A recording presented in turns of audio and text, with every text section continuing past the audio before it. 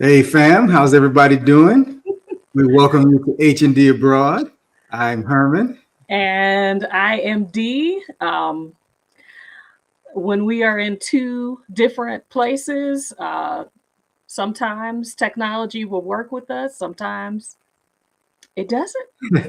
So I'm hoping that my lighting will hang on today because it kept falling off. If you joined us live last night, we said happy birthday to Stephanie Perry, who is officially 50 years old. And my lighting was falling off.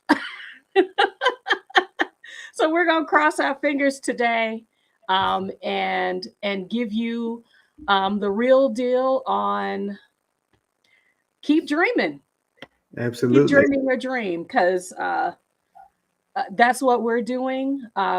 If you are new here, welcome. If you are family, like we see family in the chat, welcome back, good people. I wanted to make sure we introduced ourselves before we got started. As Herman said, we're H&D Abroad. We are a couple that um, are in what we would consider to be our the middle of our careers, choosing to pivot and leave the U.S. as a part of our uh, dreams of self care, connecting as a couple, and connecting with people and cultures as global citizens.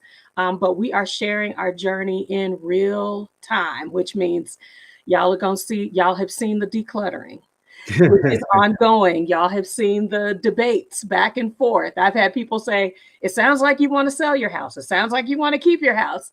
Yo, we want you to see what it really takes to not only have a dream, but get out the door. If you're interested in that, what do they need to do, H? Absolutely. If you take the time right now because you are here with us, you are watching us, go ahead and hit that like button Yes. on this video. You know, you can take the time and like the videos on all the videos. We got for you like, but particularly like the one you have right now. Hit the subscribe button because we want you to be a part of our community, and hit the notification bell because it's really important that you come join us whenever we have these conversations. We go live every Saturday at 1 p.m. Central, 2 p.m. Eastern. A few Mondays out of the month, Monday nights at 6 p.m. Central, I go live for Man Monday. And on Thursday nights at 6 p.m., Dee Yeah, does a women's health spotlight. absolutely. We're on the roll today. Come on now. I just want to go ahead and say happy Saturday to Natasha. Hey, Sam, from Black Women Build Wealth. Natasha D, we are so glad to see you. Oh, there we go. Tanya Brooks. Hey, Sabangale. Good to see everybody. Oh, yo, my big sister. Hey, Anita. Anita is in both of our favorite places. She is in Mexico right now. So just good to see everybody. And my birthday sister. Hey, Marilyn. Us July birthdays. We are glowing in the light of July. Um, and of course, Diamond. Yes. Oh, so she has made it to Puerto Rico. So she is living her best fun in the sun life, bringing her family along with her. I'm just, y'all, if you are not following a lot of these people, just open your eyes just a little bit to see what's possible. Good afternoon, Lori Butler. Y'all, this community right here, the ladies are in the chat right now. I know the guys are either watching over the shoulder Or they're on the way. or they are on the way. And this week in particular, as I am house sitting and H is at home with our son, we've just kind of been rolling back on, you know, I cannot believe, like, I thought when I was in my teens and early 20s that those were the dream years. Those were the years when you've got so much life in front of you, you can imagine it being so many things. And then, you go to grad school, get married, get lots of debt, lean into buying a house and achieving the American dream. And then it's like that light dims a bit, if not completely feels like it's in your rear view mirror. So, H, did you want to talk a little bit about, kind of our process for connecting the secret to self-worth and to achieving your dreams? Langston Hughes talks about a dream deferred. Mm-hmm. And the concept of, something is put to the side or pushed out of the way, or you're chasing something for a long period of time. And when you have, goals, especially when you're young, Dee was bringing up, especially when you're young, you're saying, oh, you graduate you go to college and you graduate and you say, I'm going to, what is it when you say a kid, when I grow up, when I grow up, and I tell people all the time, I'm still in the I'm growing up phase, and after a while, that can become a bit depressing when it feels like what it is you want, what it is you chase, what it is you desire keeps getting further and further in front of you. That dream that you have where you're chasing something and you can't catch up to it. And I know that for men in particular, we talked about this before. We as men, we identify with our purpose. We identify with our jobs. It is a part of our identity. It is a part of what makes us who we are. When we are mechanics, when we are engineers, when we are scientists, that says who I am. And when the ceiling keeps closing down on you, or keeps getting too far away, it feels like the finish line keeps getting moved. I mean, like, okay, so you get married and then everybody's asking you, so when are you having a baby? And then you have kids and it's like, when you having the next one, when are you moving into a house? When are you? And I'm just like, who keeps moving? And I was like, it's not until these years. So 40, 45, y'all, if you are unlocking a new game at 40. Because a couple of things I feel like happen, H. It's the beginning of the transition. Mm-hmm. For a lot of us, we had kids in our early to mid to late 20s. So our kids are starting to head out the door. We've been in our careers for 15, 20 or more years. And the pivot for me was a little unsettling. It kind of felt like the ground started to be a little rocky, especially when you begin to recognize I'm grown. Like somebody told Stephanie yesterday. So you grown now. And I'm listening to you talk about men and purpose and self-worth. It feels like as the ground is shifting, it actually is creating an opportunity. Did you see it that way? Well, in the part you asked me to identify the self-worth with the dream. Yeah. When you have a problem saying I am somebody, when you have a problem saying, my life is more than just this job that I do, or it's more than just this bad moment that I live in, you can really identify with, I'm in the middle of a tragedy, or I'm in the middle of a hard time. And these hard times seem to roll from one to the other. And, it's easy after a while to say, it's not the situation, it's me.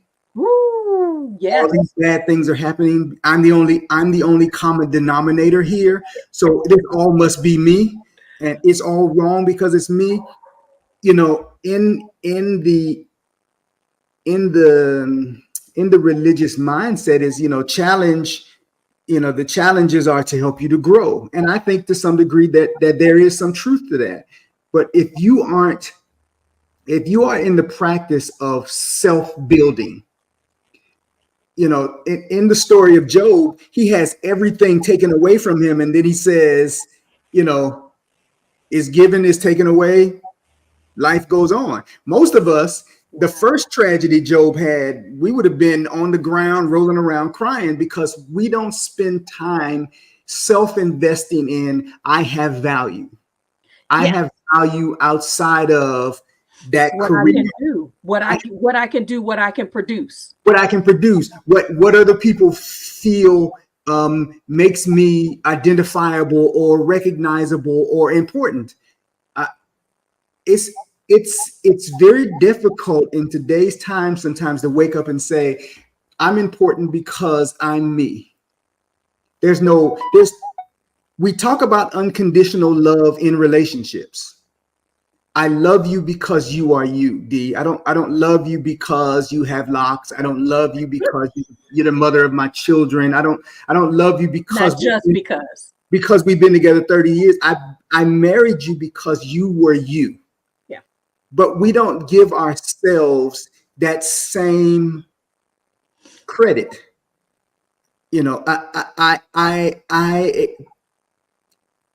I think, therefore I am. Just because I exist, I'm worth, I am value. And the depressions of life and the things that we deal with because we don't deal with on a regular basis the underlying hurts, the underlying traumas, because we don't address those, then there's a weight that we carry around with us. It's like saying, somebody says, hey, let me help you. You carrying a whole bag, like you Santa Claus, and somebody says, let me help you with that. And you reach in the bag and you hand them one thing. Your load didn't change. And you say, oh, I appreciate you so much for taking that. But they didn't take anything. You didn't offload that in any kind of way. And self-worth affects our dreaming when we don't have agape for ourselves. Shoot, dude. Okay, so I had planned to make this comment, and it's something that the sisters, we've been chewing on for a little bit. And that is, I don't need to earn my rest. I don't have to earn my worth. I am worthy. My humanity makes me worthy of rest. My humanity makes whatever dream I have worthy of pursuit. It doesn't need to be proven. It doesn't have to be agreed upon, which opens the door to I can dream a different dream than everybody going on the same road. There was a lot of safety for me in honoring my parents by doing the things that they felt were good for me. Mm-hmm. When I left high school, I wanted to go and be a missionary. Y'all, I was deep in the religion. I wanted to be a missionary. I wanted to be a medical missionary. I wanted to take my love of science and healing and caring and share it with people that were in need in places that I had never been, to learn a language, to be open in that way. And my folks were like, we get educations here. We don't do missionary work here. We earn salary. We work toward salaries and careers over here. And I said, you know what? They know the safe path. I'm going to follow that safe path. And so many of our classmates followed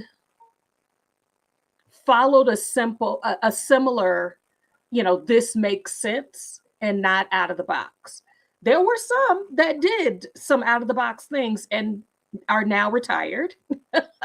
They did some out of the box things that it looked like, man, why are you wasting your time doing that like that when you could just jump into the stream where your boat's gonna ride and rise. Mm-hmm. And then in our 40s, we started seeing people pivot from corporate careers to staying at home, from corporate careers to ministry, from I've spent 20 years doing a thing, but I'm really into growing things or culinary, and it's just like, man, it took us 20 years to like say I can choose my own path. And I think what happened, at least on my side, was coming to grips with there is love and there is respect for what my parents or whoever that I was choosing to this path that I felt was honoring to them, but I was not honoring my own dream. Like everybody else's dream got to be in front of mine, even though it's still there. And that is what I think this 50 plus process looks like for me is, hey girl, that dream is still in there. That candle is still lit. It's not a match, it's a candle. That light is dim, but it's still there. How are you going to give it oxygen? Yeah. Our friend Tasha, I agree, Marilyn, and that's what Marilyn's saying is that we don't need permission, and this statement I had a minute ago from Gallivanting Grandma about comparing ourselves to each other. We do that a lot. Our friend Tasha is here today, and you talking about living her best life. You need to hear her story, but I'm telling you, I've known Tasha a long time, and out loud, I'm saying, just you're talking about somebody who I'm watched the journey, and I am proud of the journey that she makes. That's a big deal to me. But you have to decide: are you independently going to decide what's best for me? Am I going to find joy in the moment? When we were in college, there were those people who came in, they said their degree was whatever. They stuck with that degree till 4 years were up, and some of them have been working that job forever. Yeah. Then there were those who came to college and they worked, that degree, and they got out of college and they did something totally different. But you're always worried about that person who came to college and for 4 to 6 years they had 8 to 12 different degrees. But it's funny how some of them have been some of the most successful people in life because they took the time to say, that doesn't work. What works for me? Yeah. That doesn't work at an early age. When people were bouncing around like that, you were like, okay, you headed to disaster already. D, I've been through too many main lifestyle careers in the last 30 years since college, but I am increasingly proud of how I have been blessed to be able to take those things and build on them in a way that what I really have found to enjoy to do, they expand that. And you have been in this journey with me, so you know that I have gone through some serious points of what I now understand to be depression, because those things, I felt like I was failing at them. I felt like there was no avenue. At 14, I said, man, I want to be a psychologist. I knew that was what I wanted to do. Talking to people, sharing with people, helping people feel better about themselves. Even as a kid, that was a big deal to me. And by the time I was finished with college, I was like, yeah, I don't know if this is going to work out the way I want to. There were so many things that turned it from a love to a task. you know, what our daughter has been a great natural artist since she was a little girl, and she refuses she refuses to do art as a career because she does not want it to turn into a task. And and She does and not want it to sap the joy. and I And didn't learn I've that got from to her. honor that. I didn't learn that from her for a long time. And balancing those things and taking that joy to help people. And then there's a part of me that says, you know, I like the freedom of learning open, but I also like policies and procedures. When I got into HR work, that policies and procedure stuff, man, I was, You lean right ooh, in. I leaned in, and that came a part of the edges. When I started this culinary work and I began to work with people working under me, and all of a sudden I had a staff that I could talk to them about who they were and identify with who they were to help them do their task better. And I can teach them how to follow the policies and procedures. And I can take the love of cooking and show them the love of cooking without damaging who they were. Man, you're talking about woo. And even in the midst of that, you still come across these brick walls that you then go, oh, I'm failing again. it, and I'm recognizing the return need to sit down with somebody and say, I need help. Sometimes our dreams are deferred because we allow ourselves to get distracted in a way that we don't know who we are as people anymore. We lose touch with our inner selves, with our personal selves. It's impossible for me to express myself, to explain myself to my bride if I haven't explained myself to myself. If these are not the years you are doing shadow work, if these are not the years you are going to counseling and really trying to understand what are the things that brought you to being the person that you are today, do the work. Do the work. This might be a good place to drop in Brene Brown. Okay. Brene Brown, the first link that you sent me. I regret that I found this out at the age of 50. Yeah. Man, she came with it. Y'all, if y'all don't know who Brene Brown is, you need to get up close and personal to this. She had her PhD was on shame. If you want somebody to help you kind of start to unpack the emotional connection to some of the decisions that you may have made in your life, she's doing a great job of generating that. She's got probably a dozen TED Talks on YouTube, but this one in particular, you know, it's never too late. It's never too late to pivot. And you know how I know that? I get in community with women who are 50, who are 60, who are 70 and older, who say, "Baby, I'm living my best life right now because right now is my time." This diamond has drilled into me. The timing is right. If you had gotten this information too early, it would have been too early. It came when you were ready to, when you had the situations and circumstances that shook things, shook values loose, that shook social norms loose. And then you've had some times, whether it was the pandemic, whether it was the career break that I took, whether it was being laid up because I was sick or when you were sick, age, where we said, nah, this, I thought this was my dream. I thought this was how I felt worth. And then to turn around and hear those things.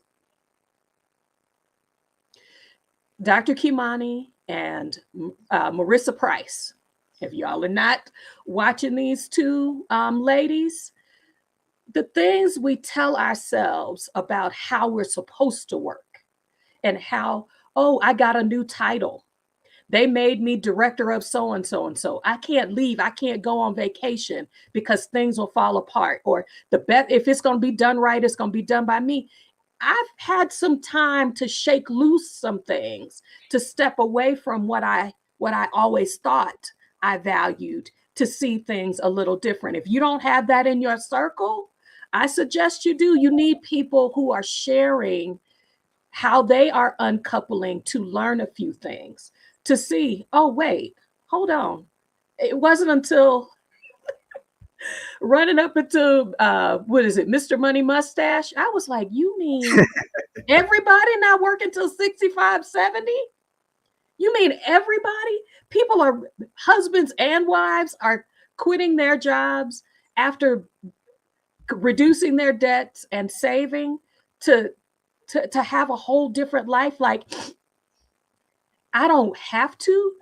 The freedom you get when you can say, I don't need your job because I got options.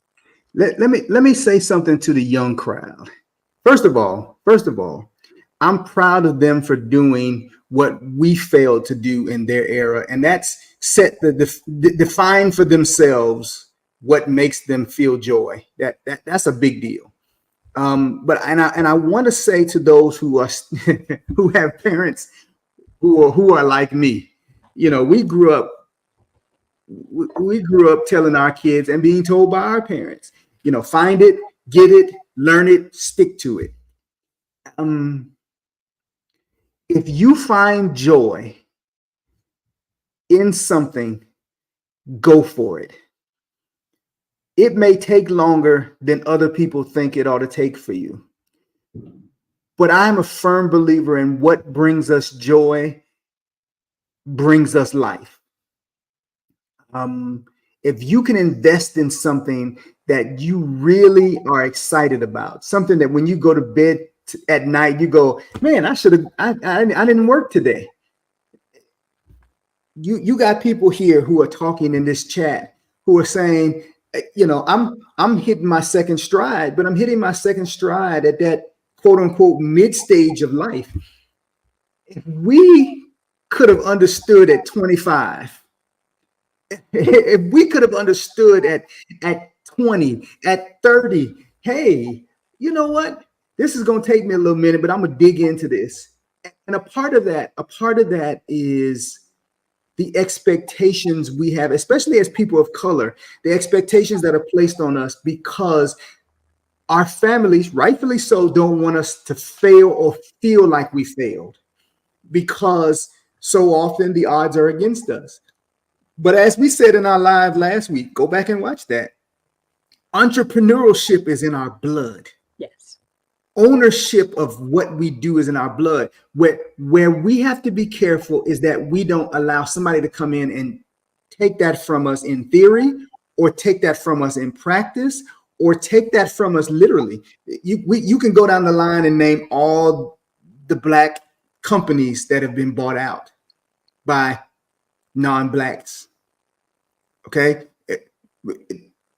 Because the legacy of our joy of what we do, we let go as soon as as soon as they show us the money, or we got too tired, or it got too hard. Do it in a way that it becomes a sustainable life for you, that you can move through that forever. My first job was working in the kitchen as a busboy. My second job was working in the kitchen as a dishwasher. I had cooking equipment when I came to college. Like I was like I ran a kitchen in my dorm room. I cooked when we were in high school. I've had jobs. I've had all management jobs since I've been in culinary. If I had realized, come on, make it plain. Make it plain. if I had understood, if I had not been afraid, if I had not been hindered by the expectations around me and that I put on myself, what might I be doing now? You might not know us.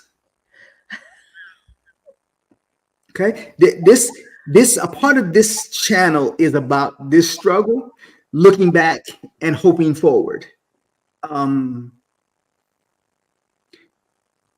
and the beauty of it is that it's never too late. Tasha said earlier. Several people say it's You now. got one life. It's now. Man, Sabangale is my idol. I mean, we about to see her in some movies, so okay. Just get ready. I'm on my way to being big dog like these ladies I see in the chat today, because I think I can. I think I can. I think I can. I think I can. That was a deep story when we were kids.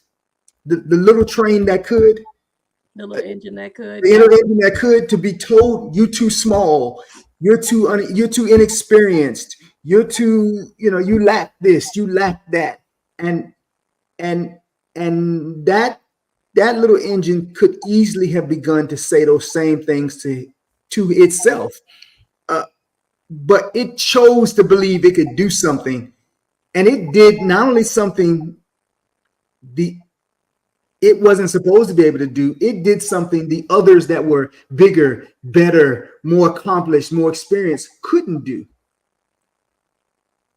We see it around us every day, but because of doubt and low self-worth, we talk ourselves out of it, and our dreams become deferred.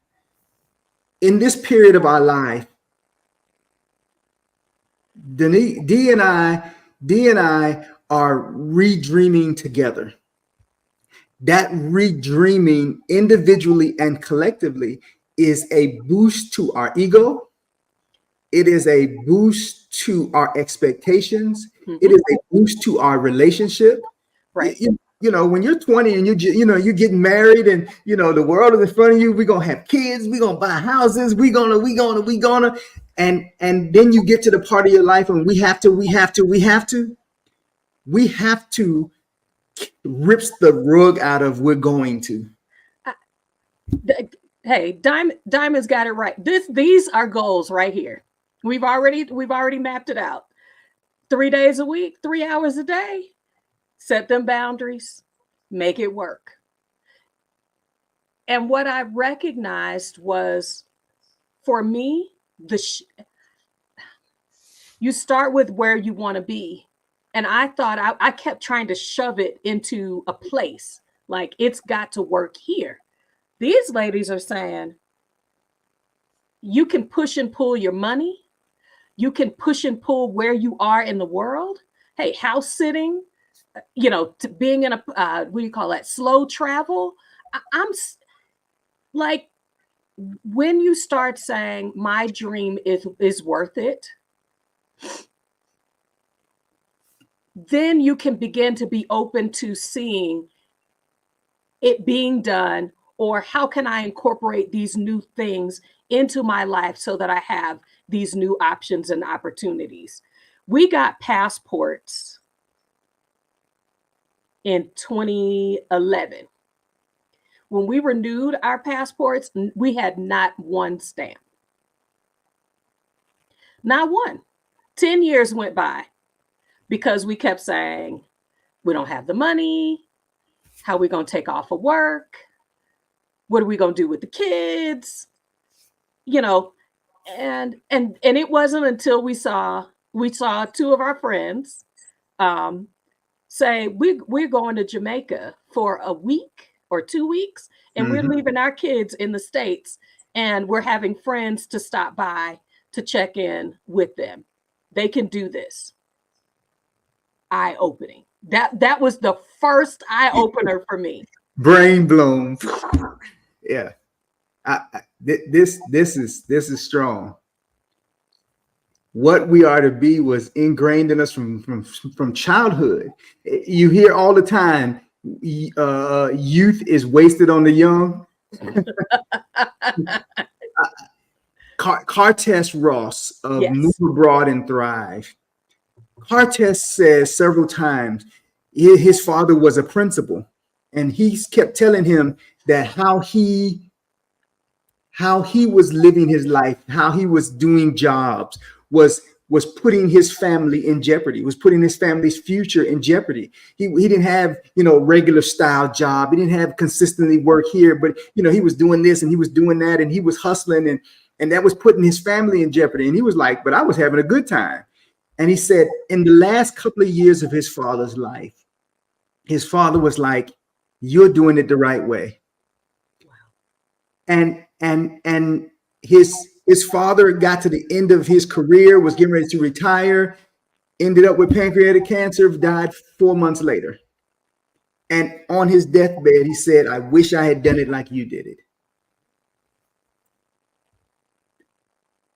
Implanted in you, ingrained in you is your purpose, is your future. There are many things that can beat that out of you, can really stomp down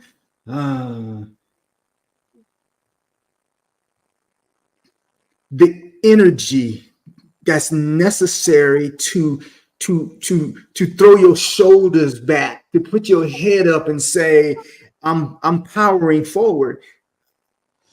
But there were enslaved people who, in the midst of being beaten, did exactly that. And even with all the struggles that we have, I don't know if we can ever say we're being beaten the way they were beaten.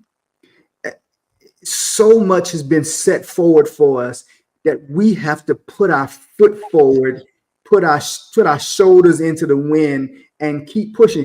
The wind only gonna blow for so long. Huh. There's no eternal wind. There's no everlasting blizzard. There's no long-term tornadoes. Those don't happen. You've got to figure out how to either push through that wind or find a way to turn around and use that wind in your back and make it help you to soar. And in this time, I am in the midst of reevaluating everything that I have said to myself, everything that I have thought. Take away all the things around me and the people and the whatever. 90% of my hindrance is Herman. This pretty girl right here on this other screen constantly says to me, you can go, you can go. My family, you can go, you can go. In this fat head, in this thick skull is anxiety, is fear, is doubt, is the imposter syndrome. Nobody gave that to me. Yeah, people might want it, they just don't want it from me. I'm just saying the stuff out loud that a lot of us have internalized. But what I know for sure is there's something planted in each of us. I got one life. Am I going to allow it to be fed, to get light? I have to choose it. I have to decide it's worthy. I feel like when I was young, I was looking for that external validation. I'm having to say, I am worthy. My dream is worthy.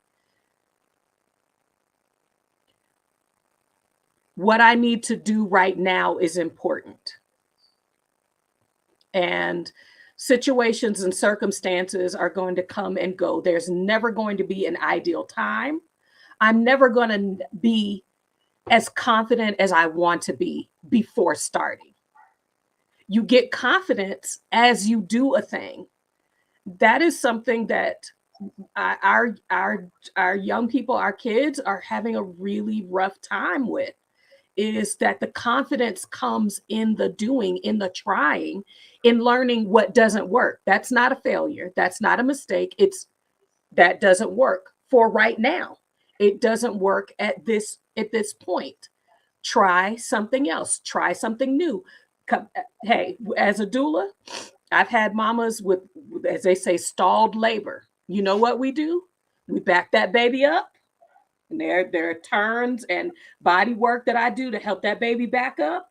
And then we give that baby every advantage to make progress. We lift, we do a pelvic tucks. We use different ways to move and shape and give that baby the best advantage of moving forward. Hey, my dream is my baby. I'm willing to twist and turn the things that I thought could not be twisted and turned, including being in this place. The ground is shaking under us again. Okay. And I'm saying this, y'all know I don't use fear. I don't use, I don't lean into politics, but it's making me see things. What I feel like I see things clearer. We were born 4 years after the assassination of Dr. King. 4 years. And the gains that I was able to witness growing up, I feel like I'm seeing them turn back. I have the ability to do some things that may not have been visible or available before.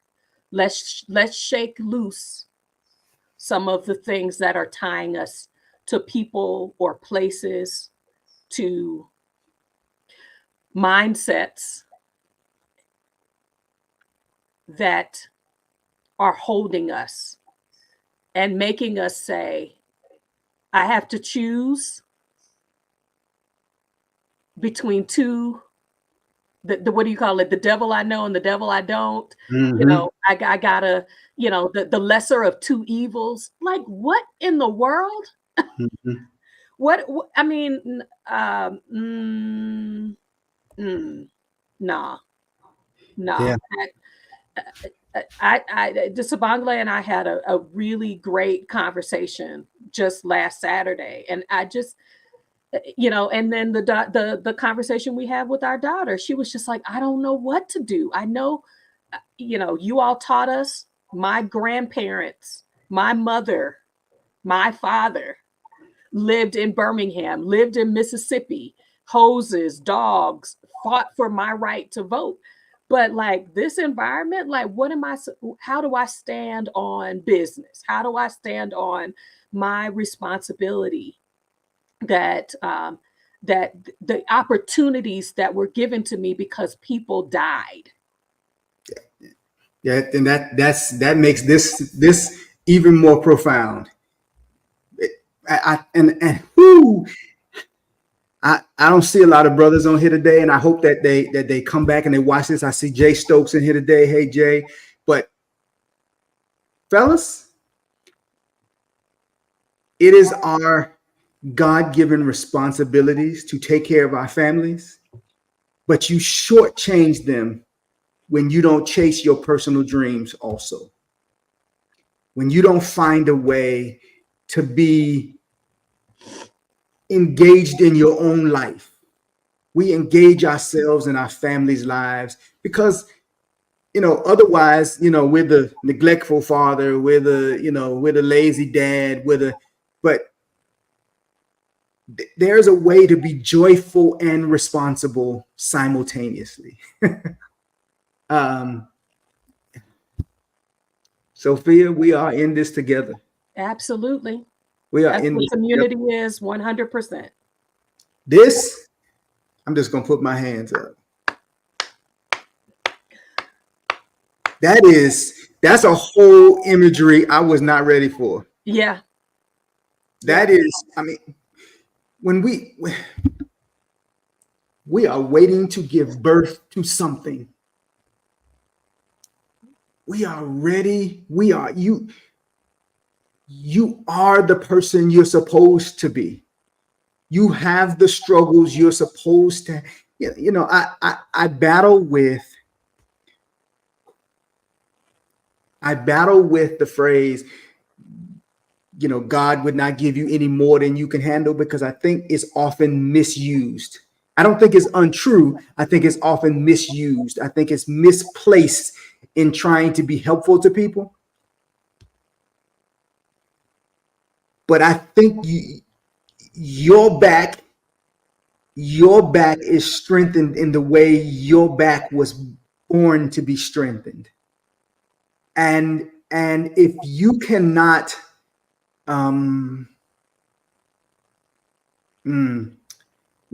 we have to find a way to make that a part of our workout plan and not our weigh down plan.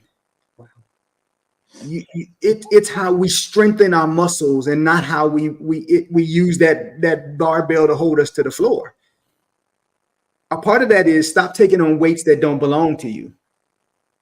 Stop taking on somebody else's gifts. Stop taking on somebody else's skills. Stop taking on somebody else's dreams. Stop taking on somebody else's purpose. Where are you supposed to be doing how you're supposed to be doing it? And if it takes long, it takes long. There was an old guy at our church. He got married at 60 for the first time. I remember that as a kid. And I remember how amazingly happy he seemed. This lady came with a whole family, grandkids, the whole works. And this was his first marriage, but he looked like he was gaining so much more because he was ready then. Yeah, these are not my shoes. If you ever tried to put on shoes that don't fit, you can squeeze your feet in there like some little Asian person and get your toes. Look, women know that struggle for sure. You can't walk your walk. You can't strut your strut if you're not wearing the shoes that were designed for you. There's something that is amazing about wearing a tailor-made suit. That suit was cut for your lines. That dress was designed for your curves. It was meant for you to walk out there and slay in. When you put on somebody else's big baggy, remember as a kid putting on guys putting on your daddy's suit jacket and it fits you like, like looking like Columbo, you felt like a big kid because you were wearing somebody else's thing, but there was a lack of comfort because it wasn't meant for you. You always got to fix it. Where the burden, where the growth, where the experience that was designed for you. And that means going out and trying it on, figuring it out. How you doing that, Davis? How you doing that? I ain't hit the He got goodbye. me last week, y'all. I ain't hit the goodbye fast enough, y'all. How you trying it on this week, sir?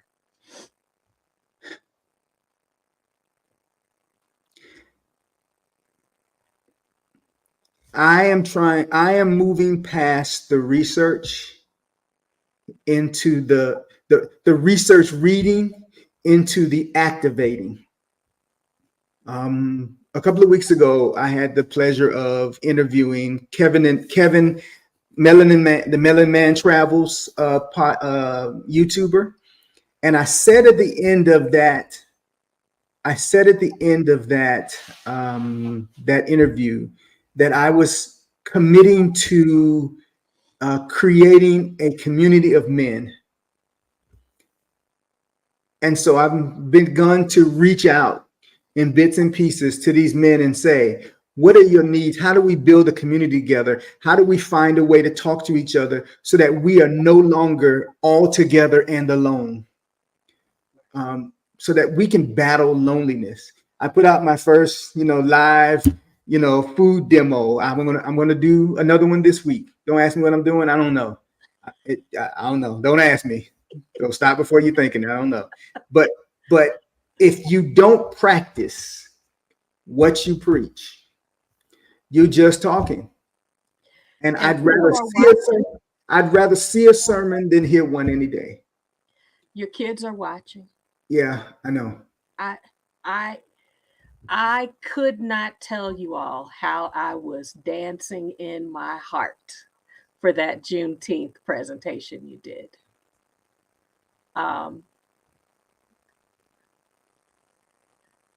Getting in community gives you folks that affirm. It doesn't matter what you're doing, affirm you. You are worthy of whatever dream you are dreaming today. Okay? You are worthy of that. I'm not here. Nobody's here to judge or tweak or help you, form it, because it is formed with your life experiences. That kaleidoscope of hurt, pain, joy, triumph, excitement, all of it is the kaleidoscope in which the world needs to see what you uniquely have to give. And I feel like I have to have enough quiet time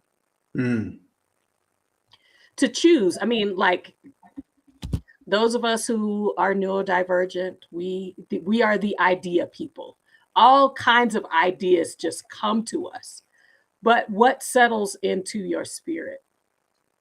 What do you feel drawn or called to? Needs time, needs quiet, needs space, needs, whether it's I journal, I write it down, I vlog it, and not to others, but sometimes even just to myself. Sometimes with talk therapy, you'll talk your way to your own solution, but you have to run the paces. You have to let it ping pong off the walls of your brain, as well as in the doing. Okay, that didn't feel authentic.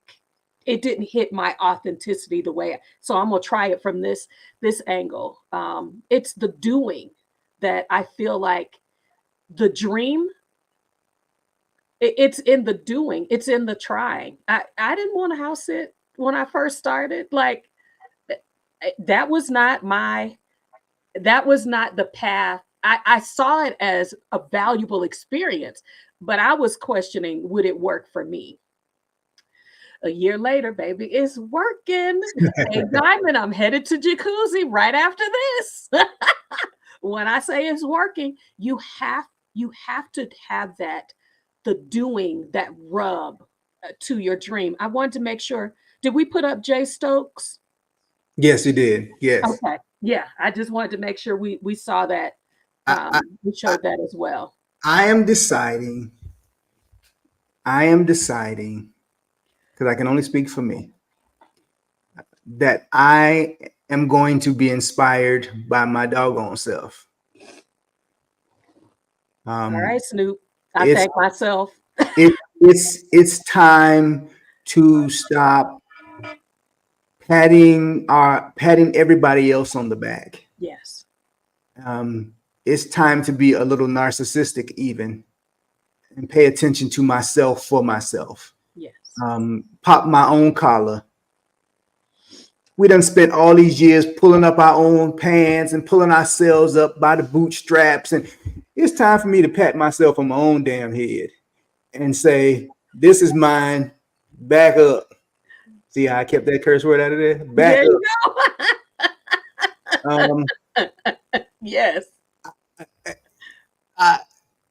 Yeah, be my own hype man. Yes. Yes. Be my own wingman.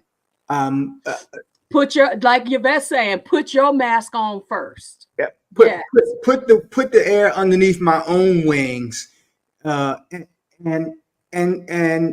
George Jefferson strut myself across the stage, because I am somebody. Yeah. And I wanted this little bit of out loud today to say to somebody, do that damn thing. Do it. Hit it up. Go at it. We are trying to be risk takers because we are naturally risk aversive. So if one didn't work, if a risk aversion has not worked, then dag nabbit, we're gonna be risk takers. Yeah. and as always, by saying it out loud, it makes us accountable to you. Yep. It makes us accountable to you. It's just not just calling our good friend on the phone and say, call me and check on me. We got all of you people saying, you said, I watched, I heard, get up off your butt. And because heck yeah, ain't nothing to it but to do it. Okay? Make it do what it do, baby. We are adventurers. We are nomadic.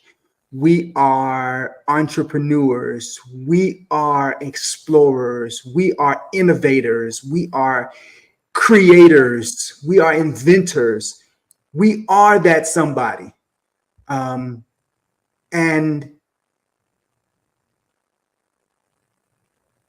there is no time like the present. Today is the day you got. My old man used to stand up at his 10 efforts. I told you he was a pastor. My father used to stand up at his 10 efforts, and he say, there is no place like this place. So this must be the place.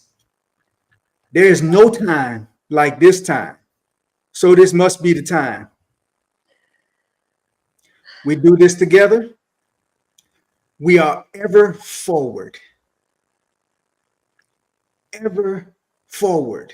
There is no turning back. Whatever's back there, it is back there. We learn from it. We're not gonna wallow in it.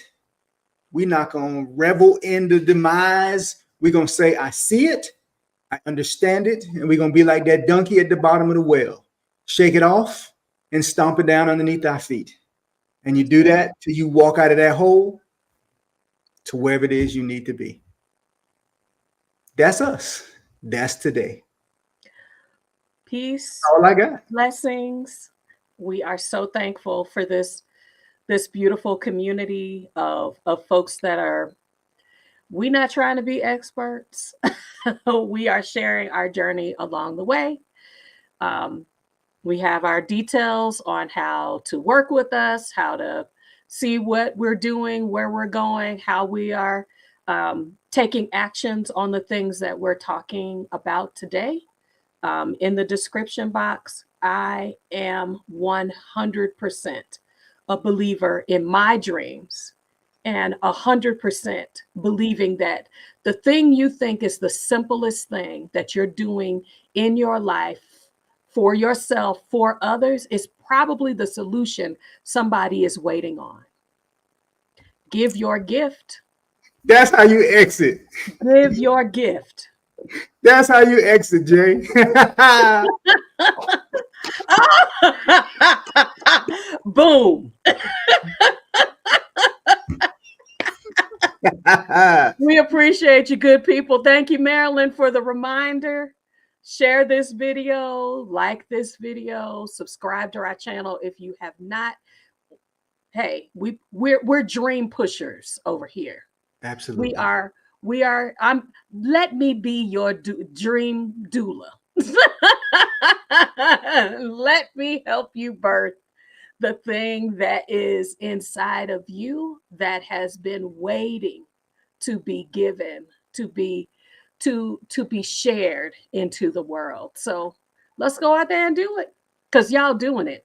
Everybody, y'all, Tasha, when it got the job, we were like, why were you not doing this 30 years ago? I mean, she is the best flight attendant. Her personality, she is that. It was built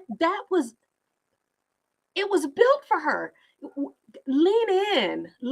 There are things you do, things that you may do well, but there's something that is going to help touch an important piece. So yeah, you might have the knowledge, and I'm talking Yvette Boone right now.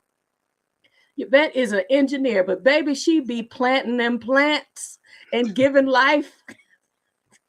Hey, right behind Herman is the remnants of her good deed in my life. Let people have a little bit of evidence of how you're touching their lives too. That's it for us today. We are H&D Abroad. I'm Herman. That's the beautiful D. buy us a coffee, drop us a line, come do some consultation with us, recommend somebody else to come do some consultation with us. We are here trying to grow, trying to learn. Y'all enjoy this beautiful Saturday. Please stay hydrated, stay cool, and we'll see you when we see you.